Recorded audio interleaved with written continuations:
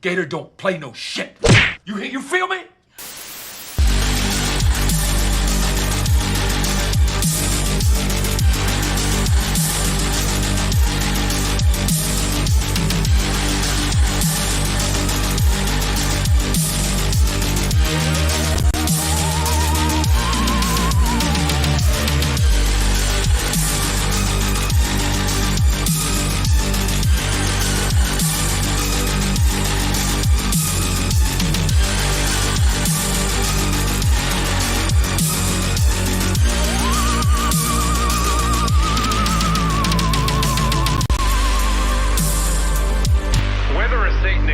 Is a matter of belief, but we are certain that Satanism exists.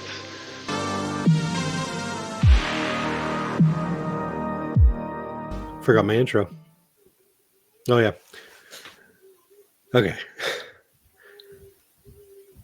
Welcome to the Other Horror Podcast. So many podcasts out there. Welcome to the Other Horror Podcast. So many podcasts out there tell you they are the only horror podcast out there. We don't try to be that. We try to be the other one. I am your host, Ryan, and with me is your host, Clint and Nicole. Hi, how's it going? Good. How you guys doing? Fantastic. Excited to get back together. Yes, it's been a minute. We're trying something new here. We are trying an audio-only experience. Though this will be available to watch on a new YouTube channel, and we'll discuss that at the end of the episode. Mm-hmm. But for right now, you're probably listening to this on a Google. What the hell does Google use for their podcasting? I think they've got Google Podcast. Is that what it's called? I think so. Jesus, that's almost as unoriginal as the title of this show. It'll also be up on Spotify, and I guess it's Apple Podcast too, isn't it? So there's not much variety there. Wherever you listen to podcasts, this will be popping up on there. Today is our first episode, and we are discussing a movie that a lot of people, the more it's been out, the more people seem to be coming out saying they didn't like it, which I'm surprised about. I thought it was really good. I'm, of course, talking about 2024's Alien Romulus, directed by Fede Alvarez. Are you sure you want to do this?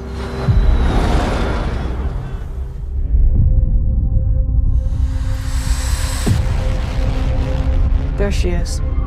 You want to break in and steal highly regulated equipment. This could be our only ticket out of here. Should be in and out in 30 minutes.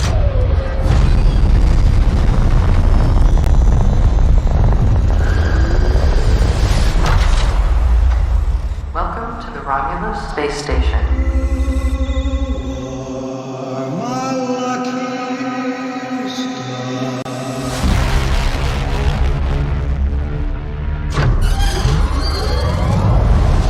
This place gives me the creeps. What the hell is this? I don't know.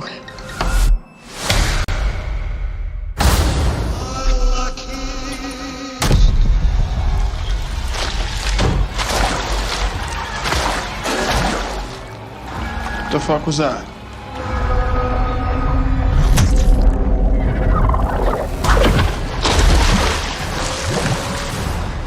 Young? Stop playing around, man. Just get I'm up. not playing around, there's something in the water. What do you mean there's something in the I don't know, water? there's just something in the fucking water.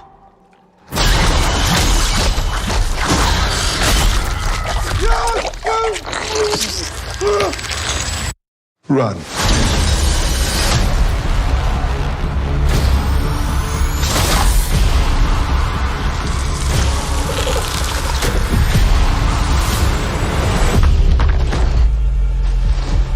Are you alright?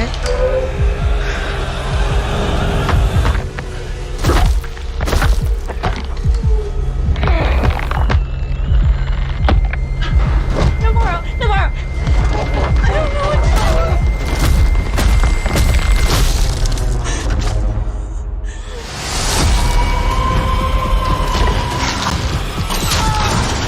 Whatever comes, we'll face it together. Let's go.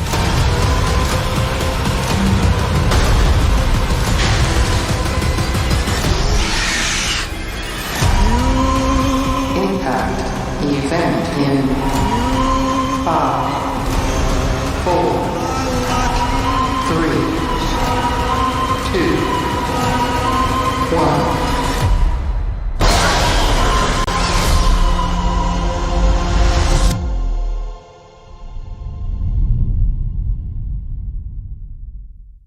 Before we get talking about the movie, though, we're just going to kick our feet back up a bit. Kick our feet up. How do you say that? Kick back with our feet up. Thank you. And we're going to discuss some things we've been doing and some things we've been watching. Who wants to start us off? Go ahead. Sure. I have not been doing a lot other than work and stuff at home, but I did recently get myself involved in some home improvement projects at my brother's new house and, of course, my sister's new house. And who knew that I had to be so skilled in so many trades? So I've been doing electric work. I've been doing like carpentry work, finished carpentry work. And at some point, I'm going to start working on my house again. But I have no idea when that's going to be. At any rate, I usually kick my legs back up a bit here around the house and try to watch some movies.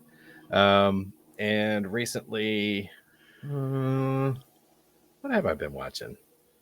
I watched The Menu again because that's awesome. I watched The Orphan last night. You guys did watch that. Yeah. I recently watched Psycho Gorman for the first time, so I'm doing a lot of firsts in this week, and all of those were great. I think I was a little bit surprised by how much comedy was in Psycho Gorman. I don't know what I was expecting. I didn't know what this thing was going into it at all, other than it was very popular and a lot of people love it. And I thought it was fantastic. So I am no different than everybody else who watches this movie. Nicole, have you seen Psycho Gorman? I have not. What? Should I put it on my list? I'm almost afraid to, because I absolutely adore the movie. You'll watch it and be like, colossal waste of fucking time. Like, it's no surprise that, if I like something, usually Nicole hates it, but this one might break my heart. That's usually how I judge a movie. If Ryan loves it, I'm probably going to hate it, and vice versa. But Clint loves it too, and usually he's kind of... Him and you tend to agree on movies more than me and you do. Yeah, that's true. I'm not really a tiebreaker here. Don't put me in the middle. I have plenty of things that I like that Nicole's like, that's a piece of shit. I think in all the years I've known you, Ryan, we have only had one 100% agreement, and that was Final Destination. Of all the fucking franchises. All the franchises, so we had random. the exact same order. I could not believe it. You know, a franchise that even Hollywood forgot about? It's the only thing that Ryan and Nicole agree Yeah, upon. exactly. So you saw The Orphan as well. Spoilers, I guess, for a 20-something-year-old movie. Yeah. Did you know about the twist going in, Clint? Enough of it had been said in my presence that I kind of did. So, like, I wasn't really surprised. But, I mean, it was one of those things where it's like it really made sense that's where they were going with it, because they did make a very, like, heavy-handed suggestion that she wouldn't let anyone near, like, the choker that she was wearing or the bracelets that she had on her wrists. And I was like, oh, there's a reason for that. They're hiding something, you know. And when the reveal happened, I was like, oh yeah, that's right. She's not really who she claims to be, or what she claims to be. She technically was. She was still a girl, just Right. a lot older. Yeah. 9-year-old. Yeah. Nicole, did you, when the first time you saw it, had already had it spoiled for you? No, because I saw it when it first came out. I Okay. didn't. Yeah, I think I saw it in the theater. Yeah, so I had no idea what the twist was. I've watched enough horror to think like Clint, like you knew that the ribbon around her neck and her wrist, you knew she was hiding something, but I didn't have a clue what the big twist was. The false teeth kind of fucked me up. I was like, Yeah. what? Where did Yeah. this come from? That's right. She takes this. She took out the false teeth. 35-year-old Like veneer or something. Yeah. The things that 6-year-olds wear in beauty pageants, those will pop in. I was like, no wonder she didn't want to go to the dentist. Just rub some Vaseline on him. You'll be fine. Yeah, I can't remember if I had this twist spoiled for me or not. I remember watching it in the way back times. But I think I already knew. But, or did I think it was like that urban legend where when they took the choker off, her head was going to fall off? Yeah. Maybe that's what I was thinking. I can't remember. Either way, not a huge fan of that movie. Yeah. I was half expecting tattoos or something. I was like, what is this? She like from prison or something? No. Just scars.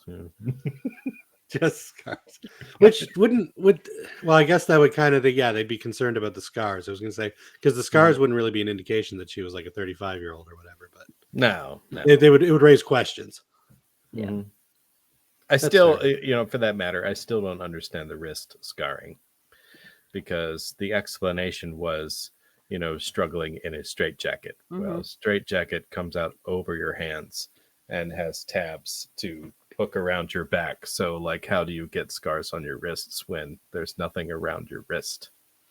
If it's pulled tight enough in the back and she's yanking and yanking and yanking, maybe. I don't know. Have you ever been in a straitjacket? Not yet. Not. I have. Oh, wow. On purpose? As part of a costume. Okay. All right, Houdini. Pictures. How are you here now? Have either of you seen the prequel? The second one, Orphan Kills? Yeah, Orphan 2 or Orphan Kills? Orphan Kills, yeah. You have seen it? Yes. So I like that, because I thought they actually got like some 20-something-year-old who happened to look really young. And then I found out later that, oh no, it was actually like a 12-year-old playing, this 30-year-old. So it's really weird for me when they came out with a prequel where she's supposed to look younger. Not only did they not just recast the role, they hired the same actress, who I will admit, you know what? She still does look. She doesn't look 8. Right. Isabel Furman, I think her name is. But they didn't even, like, none of that. And we'll get into, the whole Disney CGI creepy Uncanny Valley face in a bit. Yeah. But they didn't try to hide it with special effects. They're just like, fuck it, she's 8. Was it Put her like in some pigtails, it'll go. Was it like Saw 10 where they just, like put a baseball Put a cap bad on wig. somebody, Put a a really baseball bad cap wig? on the baseball cap on the back of John Kramer. Despite what they did with the sequel and her not looking like a 9-year-old anymore, I enjoyed it a lot. I heard it gets really pretty bonkers. did. It was very worth watching. Despite Julia Stiles, who I cannot stand. I'm sure she's a lovely person. I just don't like her as an actress. But other than that, it was a really worthy sequel. It was. It's worth seeing. Julia Stiles. Who that? Save the Last Dance, the remake of The Omen. Oh yeah, what happened to her? She's now doing like sci-fi movies. But because I just saw her in one, and I can't remember the name of it, but I did just see her in one. She's making that recently. Sci-Fi Original Channel money. Exactly. Good for her. Yeah, she's doing the Orphan sequel and sci-fi movies. I was gonna say There you that. go. It's more than what I'm doing. Really familiar. Was she in a season of Dexter? Or am I getting that wrong? Julia Oh God, Stiles. I don't remember. I haven't seen Dexter in so long. I'm probably wrong.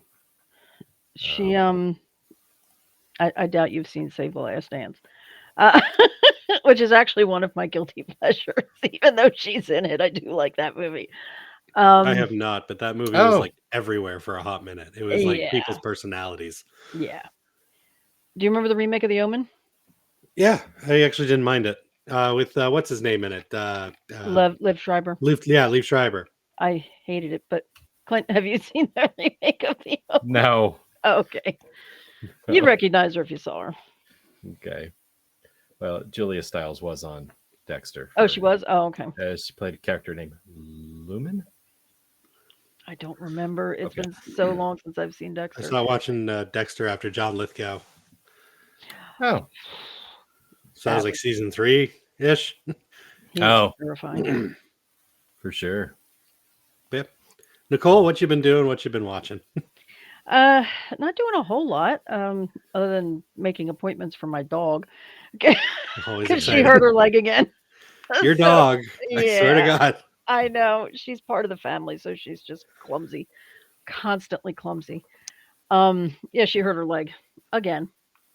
She was getting better from the last That injury, sucks. and now, yeah, she fell off the stairs coming down off my bed, and then she slipped on the stair coming in from going outside. So we're taking her on Wednesday to get a brace fitted for her leg. Oh, Yeah, because it's not getting better. What have I been watching? Well, like I watched Orphan last night. I have been watching From.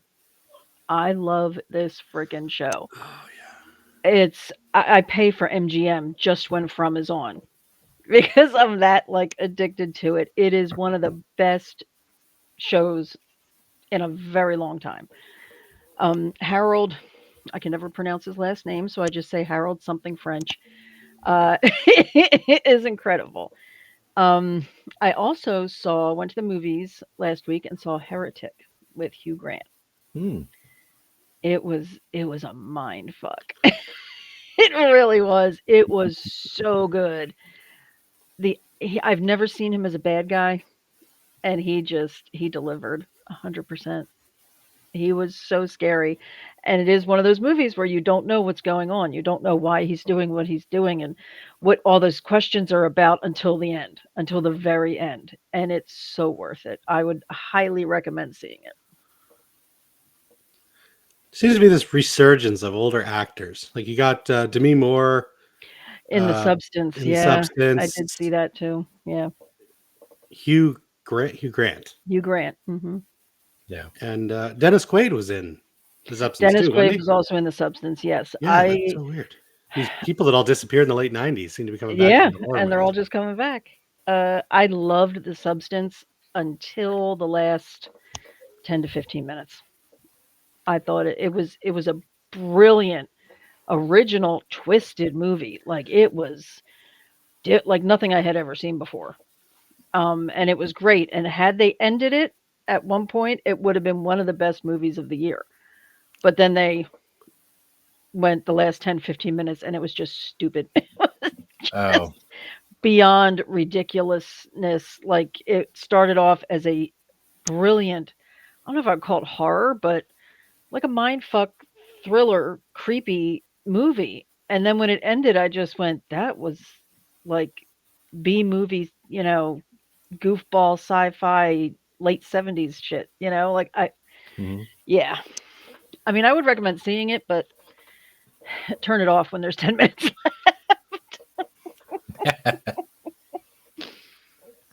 Yeah, I've had movies ruined like that before too, where like I'm having trouble coming up with an example, but like movies that go about 5 or 10 minutes longer than they should, like usually it's with a character that refuses to die. Yeah. So like they keep popping up to try to kill them one last time, and they just keep doing that. Yeah, that's what this did. It was a serious, creepy movie, and then boom, they just made it B movie, goofy, dumb. Yeah, I did not like it at all. The ending. Should have watched Shocking Dark. I should have watched the Psycho Goreman. The most recent movie I can think of from memory that I would say ran its welcome a little too long was Late Night with the Devil. I absolutely love Late Night with the Devil. Love it. It's about 7 minutes too long.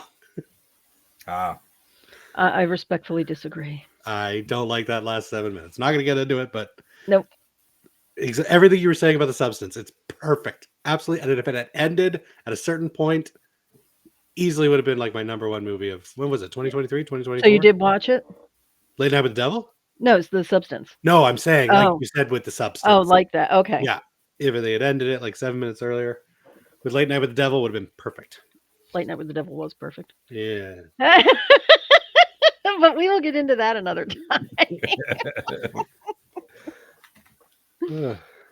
I guess we're up to me. I have not been We are. watching a lot. I've been one of the reasons why I'm opting for the audio podcast route is because I'm really fucking busy all the time now. Work has decided that I'm on call most of the time now, so I don't got a lot of days to myself. So yeah, I'm gonna try this out, see if this is easier. But I have managed to sneak in a watch or two.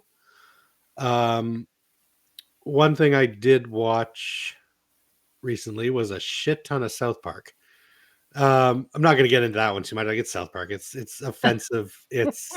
But it's so wonderfully offensive, and they somehow manage to break every rule when it comes to like people should be canceling this show, and they just somehow manage to squeak their way around everything. It's so wonderfully written. But the only thing coming to memory is something I watched last night as I was falling asleep, and that was Michael Bay's Transformers. Well, I don't care for the Transformers franchise, but it has been years since I've seen any of them. I have not seen any of the latest ones, so I'm like, maybe I'll give it a whirl. Because these came out when I was like 20-ish, 22, and I was a bit of a film snob back then. I was like, well, this isn't high class cinema. And so I'm like, maybe I'll like it now. No, still didn't like it. The fact that it focuses on a Shia LaBeouf and a Megan Fox for 80% of this movie, it never, no.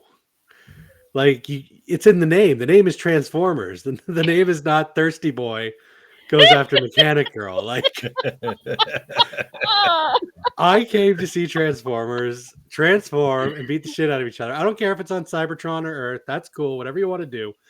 But we don't even get Optimus Prime till like the 50-minute mark of this. By the way, also, Transformers should never be 2.5 hours. No, it shouldn't. Like, I saw the runtime and I was like, oh, I'm seeing the first problem right here why Ryan didn't like this back in the day. It opens up great. Explosions, Black Hawk helicopter turns into a Transformer, starts murdering people. I was like, okay, I might have been wrong about this. And I mean, John Voight shows up 20 minutes in, everything just kind of goes to hell after that. I did see Bernie Mac. It was kind of fun to see him again. R.I.P. Yeah.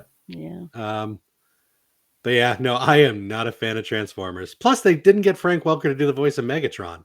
It was Elf Boy from Lord of the Rings, Hugo Weaving. Oh. And it just... Elf Boy. I don't know, whatever his name is. I love the Lord of the Rings, but I cannot remember his name. Elrond. Yeah. Elrond. Not that Elf Boy, the other Elf Boy. But yeah. Right.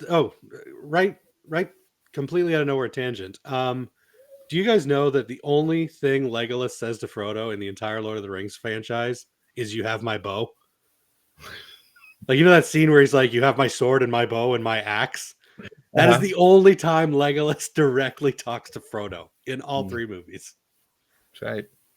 And I rewatched them recently, and they don't spend a lot of time together, so I guess it makes sense. But it kind of blew my mind. Sure. But yeah, Nobody that's all should I've spend watched. a lot of time with Lord of the Rings. What? Yeah. He probably thinks of himself as being way better than a little hobbit. Yeah. No. Compensating. Well, those hobbits, they got them big feet. That's right. Oh, God. You know what they say about big feet? Big shoes. That's right. Exactly. You know what they say about big shoes? Big rubbers. You know what they say about big rubbers? You don't get your feet wet. That's right. Anyway, that's my dad joke. I do agree with you on Transformers, Ryan. I am not a fan of Transformers. I thought it was dumb. Okay, there we go. That's 2. Clint? It's 2. I think I remember thinking the first one was okay, but honestly, I don't remember a lot about it. So, how good could it be if I don't remember anything? So, So there Now, you were go. you a Transformers kid growing up, though? I really kind of was. I watched that show quite a bit. I also was a Voltron kid too. Never seen a So single episode. yeah, Voltron was kind of the precursor to the Mighty Morphin Power Rangers. I mean, it's the same general premise. You know what I mean? The vehicles that assemble to make the larger, thing that they use to fight off whatever the hell the adversary is that episode. You know what I mean? They're not so different. But anyhow, yeah, Transformers. Love the cartoon. Love the toys. Yeah, movies. Whatever. I liked the movie from 1984 with Orson Welles as the voice of Unicron. Yeah, That was good. sure. Nicole, Transformers kid, Voltron. No, only because you guys are a little younger than me, so I grew up more late 70s, early 80s for that age, and it was just Looney Tunes, Mighty Mouse, Tom and Jerry, the old school stuff. The Transformers came out and I had already like just passed that stage. Yeah, because they didn't come out till I think like 84 or 85. So Yeah, I was like 12, 13 then, so yeah. See, I was almost a little bit too late for him. I actually really got into Transformers when there was Beasties on TV. That was a computer generated one from the mid 90s where the Transformers turned into like spiders and velociraptors. That was badass. All right, well, if nobody's got anything else they've been watching, I guess we will dive right into tonight's movie. A movie that we've already spent a great deal of time talking about. Unfortunately, it was on an episode that had nothing to do with Alien Romulus, so I ended up cutting it. But yeah, we're going to talk about Alien Romulus. Who wants to start us off? I can hop in for a second. I have a question. I heard someone earlier today describe this movie as being the equivalent of Don't Breathe, but instead of Stephen Lang, you have a xenomorph. How do you feel about that? I mean, Stephen Lang never succeeded with the turkey baster. Oh, God. I was trying to keep that image out of my head.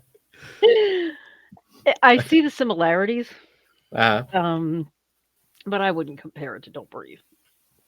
No, I mean, the setup is kind of similar in a way because these folks who have a suspicion that something that they want is on this ship, they go without permission to basically break in and try to take what they need, and they encounter something along the way that doesn't want them to do that. But you're right about the same fucking movie, right? I mean, both of the antagonists have handicaps too. David Lay was blind, and Ash ain't got no legs. Ash Rook, sir. Oh, whatever.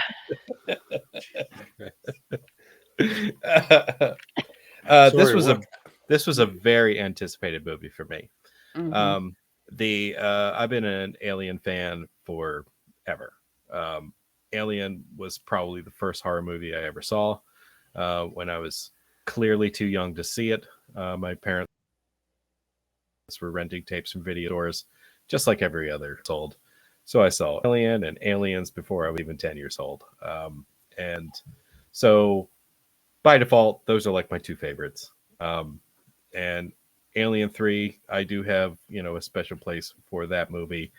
And then they started like dropping off a bit. I played the shit out of a video game called Alien Isolation. Thought that was amazing. And when I heard that the timeline of this movie was going to happen basically in that span of time between Alien and Aliens, I got excited because I was like, are we going to get, Alien Isolation? Are we going to get the daughter? Are we going to, but no, they didn't do that. So to me, even though it didn't make its way into this was still a worthwhile movie for me. And I'm just going to have to be satisfied with having the video game as that alternate story that I desperately wanted to be a movie or a miniseries. Well, you're getting a sequel to the video game, though, so that's exciting. Eventually, they've been teasing that for years now. Oh, so... it's been greenlit. It's in pre-production. Fantastic. Yeah, no, they're hoping to have it out like late 2026. I think they were saying. Okay. Like they literally just started pre-production on it. I think actually this movie probably helped kind of nudge Sega into giving the money. But yeah, same developers, everybody's coming back. So Yeah. Well, I'm good with it. I'll be on board as soon as it comes out.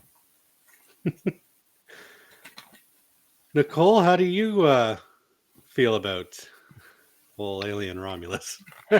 I like Clint. It was highly anticipated. I also grew up with Alien and Aliens. Also starting horror, probably too young. I was like 8 or 9 when I got into it.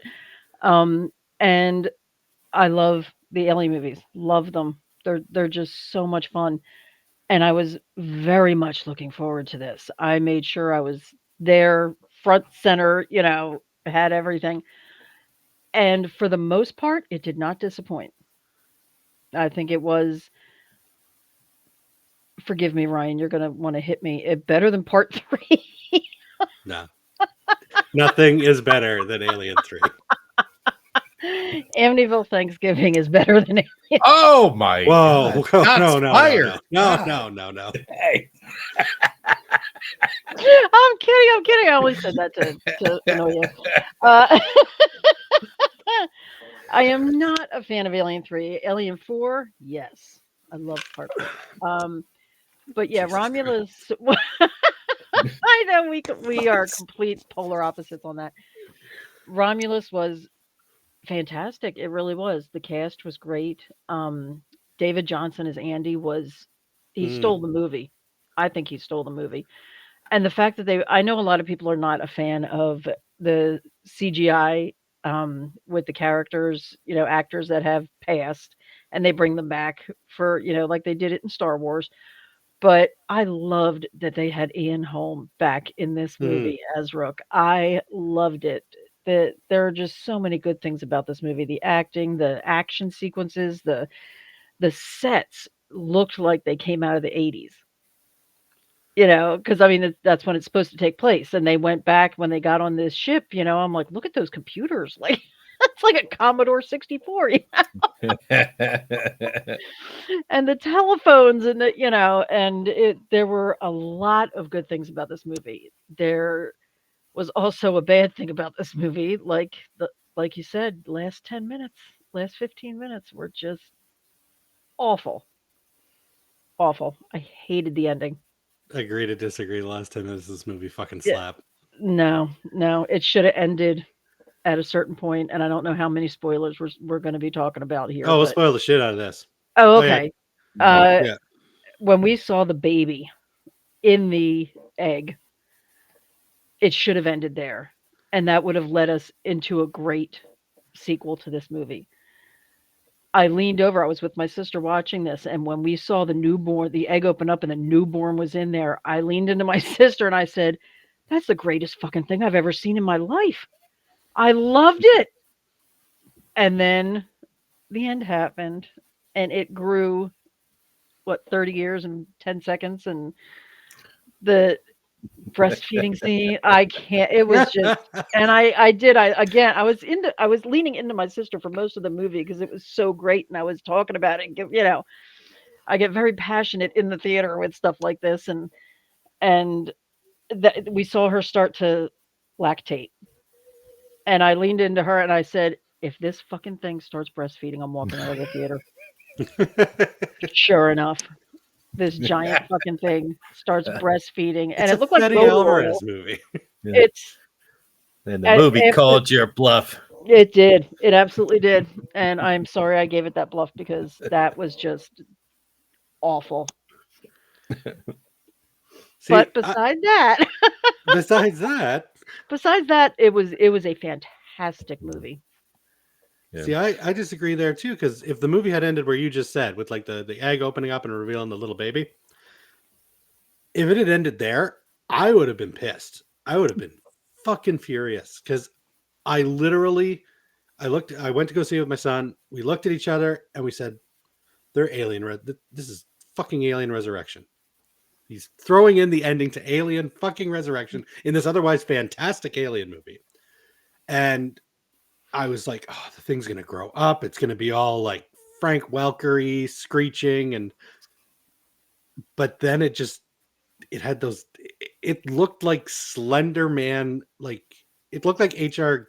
Giger drew Slender Man, and it's fucking terrifying. Yeah, it's tall, it's lanky.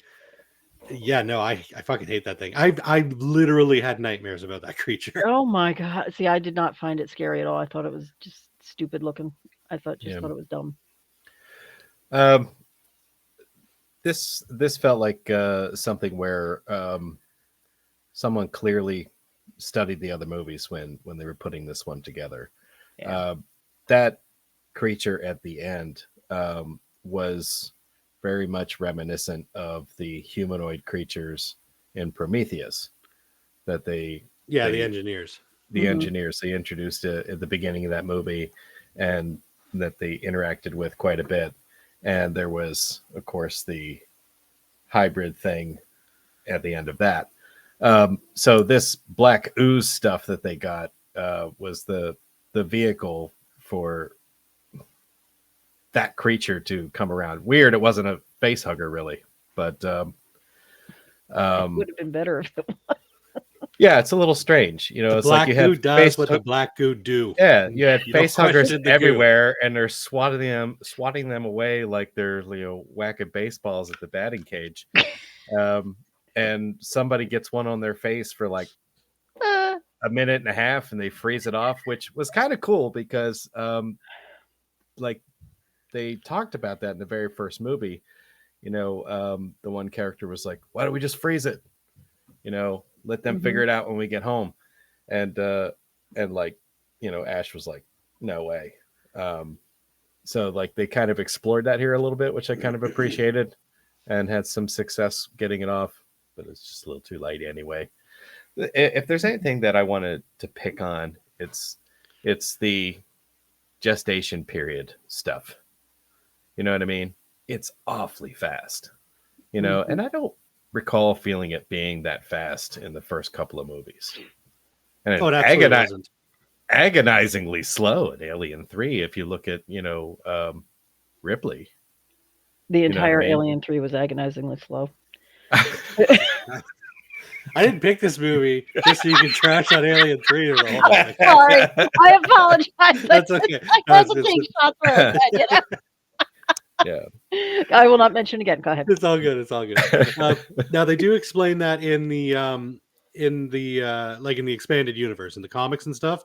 The reason that the embryo inside Ripley took so long was because it was a queen, and the whole point of the queen embryo taking so long is it allows the host, because you don't want a queen born in the same hive with a queen. You want the host to go off somewhere else. Yes. And then the queen, that way you kind of like, you know, Sim City when you're dropping a new, you know, water filtration plant. You don't want to put it next to the first one. You want to put it the other side of town so that the clean water cycling. I've never played Sim City. I don't. But no, that's something in the expanded universe to describe. But you're absolutely right, Clint. Ever since Alien versus Predator, I'd say it's just like it's like the fast food version of a gestation period. Like it used to be like fine dining. Facehugger go on, you'd sit there for like 40 minutes, couple hours, you know, be enjoying yourself. Yeah. And then you'd be like, well, bow. And now it's just like, right. Go ahead. Now it's microwave oven and pull the film back. There it is. Bam. Yeah. Chest burster's still cold on the inside. It's warm on the outside. Burn on the outside, frozen. Not even done. And the one in this movie certainly didn't seem done because it didn't seem like it wanted to come out. It barely like it just got pushed its head out a bit, and it was all like, that was a lot of work. But yeah, no, definitely noticed that as well. I can't get past the motor oil breast milk. It was just so stupid. But she was lactating the black goo. It was so stupid. Yeah, and that's what he needed to mutate even further. That's how he got his tail. Ah. I can't. It's like what's his name? Clarence from what's that movie? Not a Beautiful Mind. Not Miracle on 34th Street. What's the freaking movie where the guy like sees his life and the angel's trying to tell him? It's a Wonderful Life. It's a Wonderful Life. It's like Clarence in A Wonderful Life. Every time a woman lactates black goo, a xenomorph human Oh my hybrid God. gets its tail. That's gonna be on my Christmas card this year. Anyway, if anybody can hear meowing in the background, my cat is in heat and she's decided Oh, to sure. serenade the hallway. So I apologize for that. That's fine. And Just singing praises of this movie. Yeah. for the first 90% of it, yes. And I don't want to be, I don't want to seem negative about this movie because it was there were so many good things about this movie. So many great special effects and great action scenes. And I absolutely loved the light up X-ray wand thing when he runs it up and down the back and you see the face hugger inside. That was spectacular. The anti-gravity scene when the acid blood is floating in the air and they're floating trying to avoid it, that was fantastic. And like I said, David Johnson was just phenomenal. And the lead actress was great. I think they were trying to like recreate a new Ripley, but you can't do that. It's impossible to get another Ripley. But she did do a fantastic job. And it was a great movie. It really was. Yeah. I feel like, and I don't know what your opinions would be on this, but I feel like this movie was kind of compartmentalized in the sense that I feel like they created the story and developed it. We had everything happen on the ship, and basically by the end of it, everything is destroyed. And you have two characters escape. It really didn't do anything to like further the franchise. Right. It's just a story that happened in the middle of it, and nobody knows about it except the lone survivor chick and her android. Yeah. Who tells dad jokes. But it's just like Saw 10. It's something that just happened in the middle, and but it did compartmentalize. But again, if they had have ended it at the newborn egg, it could have branched off into something else. There could have been another movie in the franchise. Yeah, had they done something with the egg, possibly, like if they found a way to like jettison that out of the craft and have it land down on the mining planet or something, sure. Yeah. And then somebody clones it, and something like there were directions they could have taken, and they just didn't. Yeah. But I did enjoy the storyline. I felt it was inventive. I liked everything that they attempted to do. I felt most of it was successful. Very few things I would pick on in this movie. Right. Other than just nitpicky stuff, like the gestation and, I seriously nitpicked the CGI that they did of Rook's face. But that's only because I was like, they didn't capture the deadness of Ash's eyes. They made him too expressive. They made him look angry. And that wasn't sparkle. Ash. I do agree with you there. He should not have had expression. He should have been like Robert Patrick in Terminator 2, like just dead face. Right. And it was weird too. It was weird too, though, because I was talking with Chris Grossnickel, and like he worked on the special effects for the movie. He said they built a fully animatronic Ian Holm that he was actually really proud of. And he said for whatever reason, they opted to, well, to be fair, he said he doesn't know what happened. But I mean, to me, it's clear Disney Star Wars CGI'd it. Like, just like, what's his name? Grand Moff Tarkin and Carrie Fisher and Mark Hamill. Mm-hmm. Yeah. They clearly did the same thing. So I'm curious to see what that, what the original animatronic looked like. I would love to see that. Because all the other special effects they worked on were fucking amazing. Like the xenomorphs in this are top notch. Oh yeah. Yeah. Oh, yeah. Fantastic. Yeah. You mentioned Chris Grossnickel. Didn't he say that he worked on the wall hanger vagina pod thing? Oh, the Kukusi. Yeah.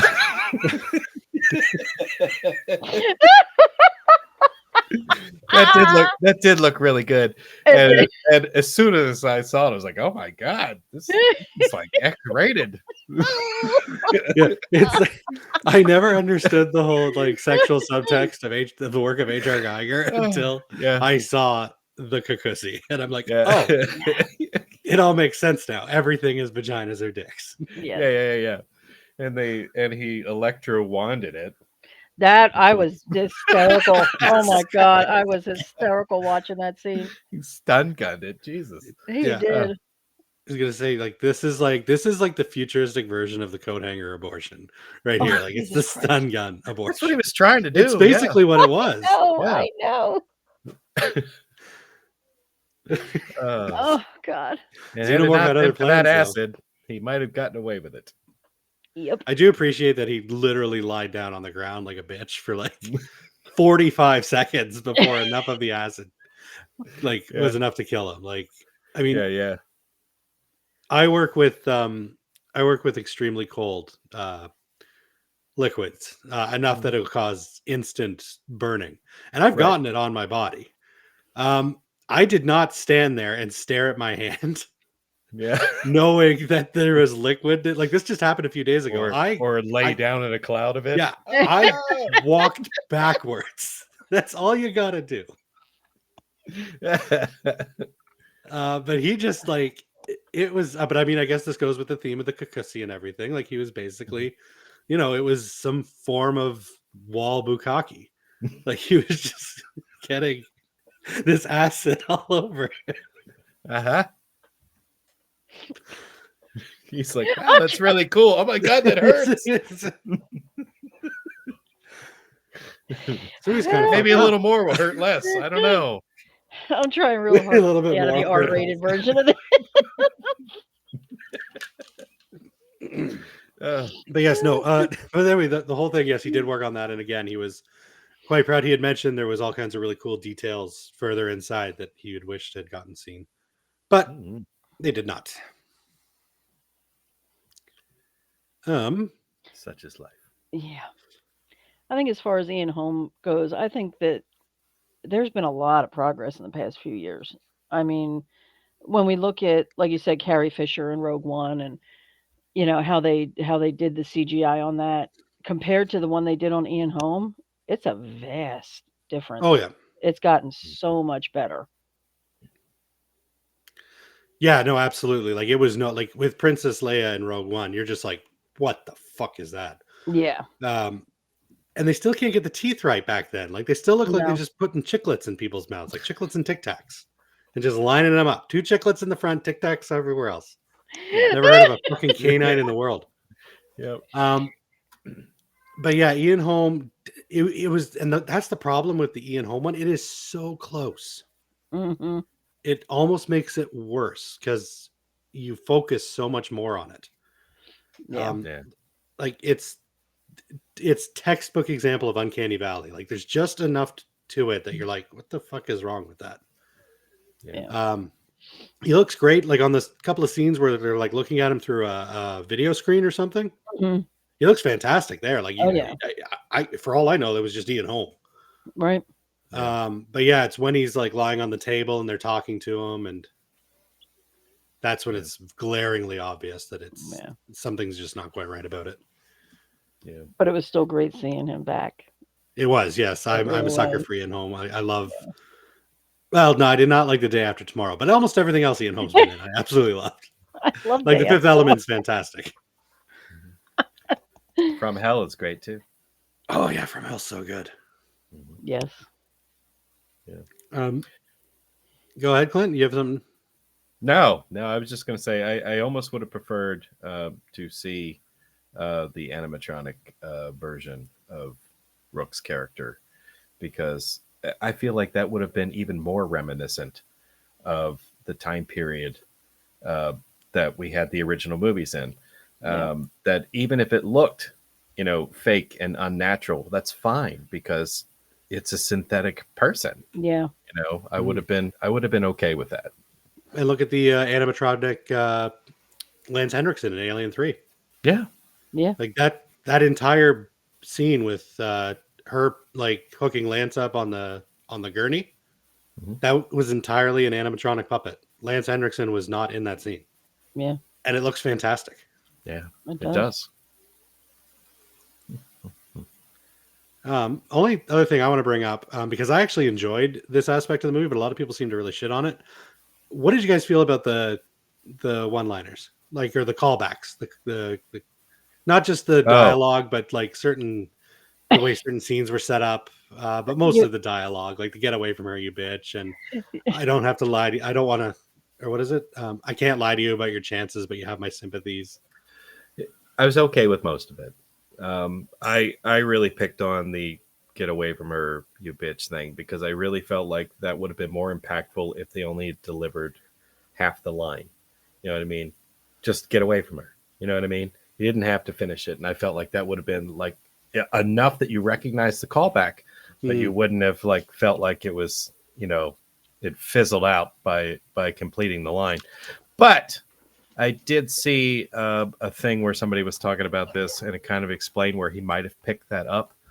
One of the characters, Kakusi guy, who died from the acid, like kept calling him a bitch throughout the film. So since he had basically just learned that word, he felt like it was a good insult for the alien. So I just, for me, I was like, damn it, why did they do that? But now I'm like, okay, maybe I can accept it now. So yeah, I feel like I could finally accept that line, given that I have the explanation now that he learned that word by being called one the first half of the movie. I agree with Clint 100%. I loved almost all the callbacks. I love the dad jokes. I thought Andy was very funny. I did not like that. Like you said, if they had cut it off at "get away from her," fans would have gotten it and would have loved it. But the fact that it was the way he said it, because in Aliens, there was emotion in it. Ripley was pissed off, and the way he just said it so monotone, it was like, what's the point? The only reason to have it in there is to have that callback, and it just would have been better without the "you bitch" at the end. I'm a sucker for a callback. I don't care what anybody says. I think they're Oh, fun. I love them love when they're them. done well. Yeah, I love them. Exactly. I don't That's care if they're what done well. well. I almost prefer them when they're not. If he hadn't had the pause, that is another reason I didn't like it. Because there was a pause there, wasn't there? When he's Yeah. like, "Get away Yeah. He from says her, "get away from her," and then he pauses, but then he stutters a bit too, like he yeah, stammers. you bitch." Yeah, Like, loved it. no. Yeah. All right. Yep. Anybody else got anything they want to bring up about the movie? Nope. Dad jokes were top notch. What do you do for a claustrophobic astronaut? Give him more space. That's a good time to jump into the rating space, I feel. All right. Who wants to start us off? I feel like I can. I went ahead and did my normal checklist on this thing, even though I really feel like I didn't have to. Like I could have winged this one. I mean, there were so many good things about it. It gets really high marks for me. I mean, it didn't get like perfect marks, but I did give it a couple wild card points because I really loved how much thought was put into this movie, how many elements from the entire series that this took from. It didn't just like stick with like the very first movie and the things that we learned there based on that time frame. They actually gave us other things. They pulled from Prometheus. They pulled from I don't know, other shit. So it was great. Even the CGI didn't bug me. And I know it did bug some people, but it didn't bug me that much, only a little. I felt it was used sparingly enough.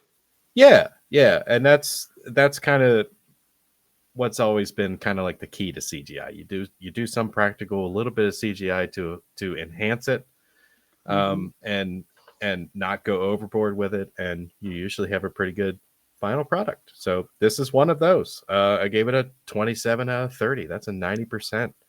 9 out of 10, man. I love this thing. Holy hell. Yeah. It's not my favorite one, but it is high on the list. Nicole, what are you? 9 out of 10. Holy shit.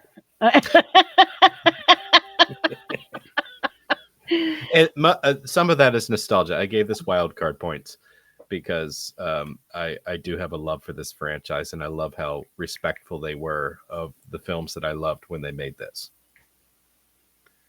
And that's what it is. It's that they paid such good tribute to the originals with this. I am not doing my standard rating. I'm just going to do what Ryan does and rate how I feel. Well, my rating system compared to yours, Clint, I should have a dunce cap on. So I don't know about that. Yours is simpler. I don't have a degree in neuroscience, so I don't know. Okay, here we go. Standard rating. This movie was the only thing I really took points off for was the one callback that I think they should have cut in half, and the ending. I'm not a fan of the ending. The next time I watch it, I am going to stop the movie after the newborn and the egg and be perfectly happy with it. So I reject your reality and substitute my own. That's how I get through life. We got to watch Dungeon Master sometime. I'm completely. That's what that delusional. line's from, by the way. So I would give this, like I said, it's not my favorite in the franchise, but it's up there. I'm going to give this an 8.5. Wow. It was fantastic. Pretty high numbers. Yep. Ryan? Unlike Clint and Nicole, I have no rating system. Although Nicole did not use her rating system tonight. Nope. I trying to see if I can see my review. I can't. I reviewed this on Letterboxd way back when. I can't remember what I said, but I mirror everything you guys both say. I didn't have a problem with the "Get Away from Her, You Bitch" line. I also gave this a 9 out of 10. So I don't know why I was giving Clint such a hard time for. I just checked. I gave it a 9 out of 10. Oh, there you go. Well, I gave it 4 out of 5 stars on Letterboxd.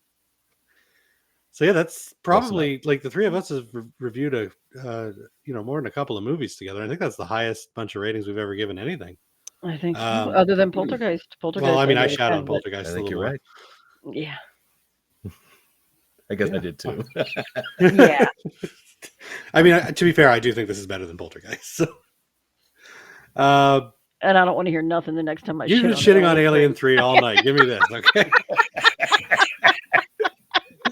All right. So just before we go, we're going to play a quick game. Price is Right rules are not in effect, meaning whoever is the closest is the winner. I am looking at Letterboxd right now for Alien Romulus, and I'm going to get you guys to guess me 2 different numbers here. First number, out of 5 stars, what do you think Alien Romulus currently holds on Letterboxd? Clint, you can go first. Do they do half stars? They do have stars, yes. Gonna say this has 4.5. Oh, sorry. They do like it's a amalgamation of everything. So it could be a 4.8 or it can be a 2.1 or okay, so it averages all of the scores. Yeah, it takes all the stars together and gives you out of 5, including the points. So 1.1, 1.2, 1.3. Yeah. So what do you get? Okay. 3.5. 3.5 for Clint. Nicole? That's what I was going to say. I'm going to say 4.0. Well, if Nicole had picked 3.5, she would have won. This movie's a 3.6 out of 5. Ah, okay. Yeah. You should have $1 them, Nicole. I know. That's what I was thinking. $1. So 3.6 out of 5 on Letterboxd. There are a total of 670,049 ratings for this movie. Wow. What percentage of them are 1%? I gave it away. What percentage of them, let's do this one. What percentage of them, I was going to say what percentage of them are 1-star ratings, but it is 1%. What percentage of them are 5-star ratings? We'll go with that one. I feel like that's probably going to be on the low end as well. 4%. 4% for Clint. Nicole? I'm going to say 15%.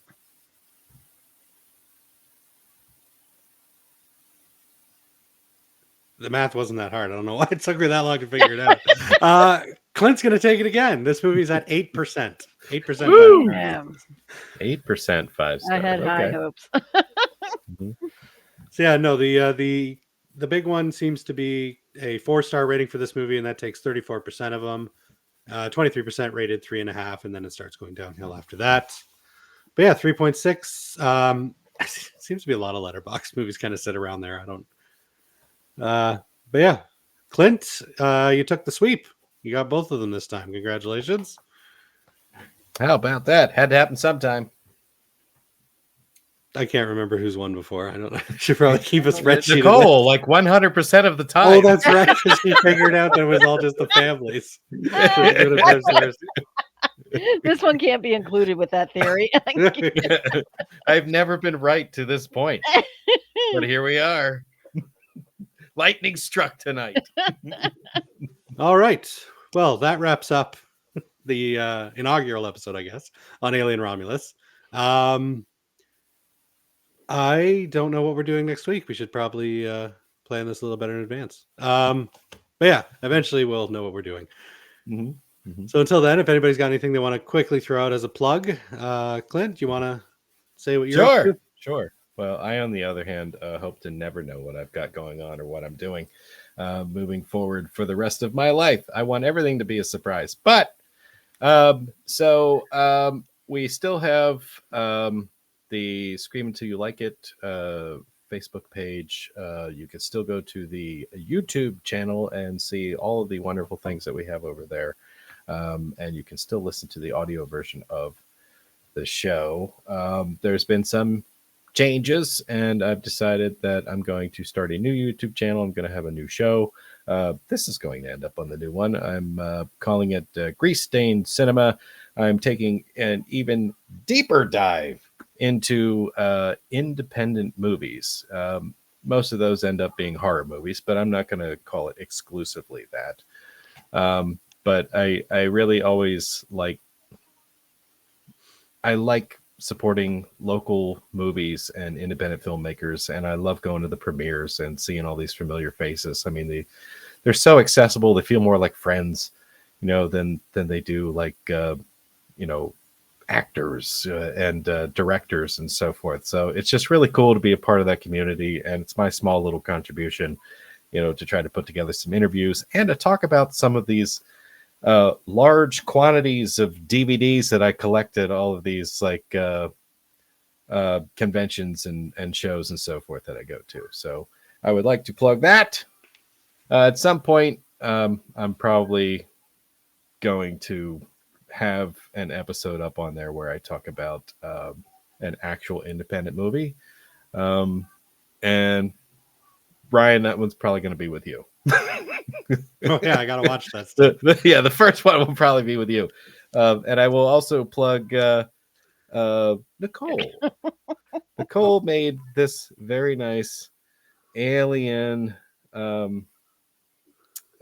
crochet thing for me, and it's awesome. I had it here for inspiration and to make sure that I was in the spirit of the Alien franchise, and I think you said you have an Etsy store, but there's nothing in it right now. Right. And your hand's all fucked up because you gotta get cortisone shots. But I gotta get my hand better before I make anything else. Yeah. But if you ever do get something like that, I will definitely advertise that so that people could buy one of these, because that's really cool. Thank you. All right. My plug is Ryan and I have the Amityville retrospective that we've been doing for quite a while now. We are reviewing every single Amityville movie ever made. I believe there are, how many now? 47? Something like that. Something like that. Growing. I saw two new ones advertised on Facebook like yesterday. Yeah, and we are up to what, maybe 14 or 15? 14 or 15, yeah. Yeah, something like that. But it's still a lot of fun. As bad as they are, it's still so much fun. And you can find those on the Scream Until You Like It YouTube page. I believe we also post them on the Facebook page. So If you want to join that and follow that, go ahead. It's a great page. We are also in the middle of a poltergeist retrospective. Like Ryan said, he did shit on the first one quite a bit, but I think I gave it like a 7.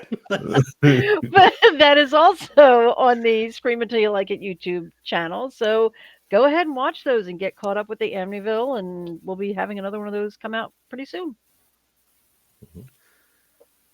And if you like hearing me rant and rave, I am 1/3 of the Hormonal Werewolves. We recently just released our back-to-back episodes on the Clue, the weird little Clue filmography that all happened in 1985. We just did the Clue 1985 film with Tim Curry, of course, but we also reviewed the VCR board game, which I've actually got right behind me over there. Nice. And I've also got another Nicole original. It's a blanket, but I'm using it to. I don't have a blind for that window. It's the Ninja Turtles, and it's crocheted again. It's very cool. Thank you. But yeah, that wraps up the inaugural episode.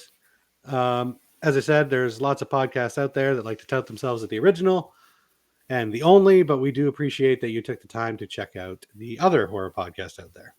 I've been Ryan. I have been Clint. And I have been Nicole. And we don't have an outro yet. Bye.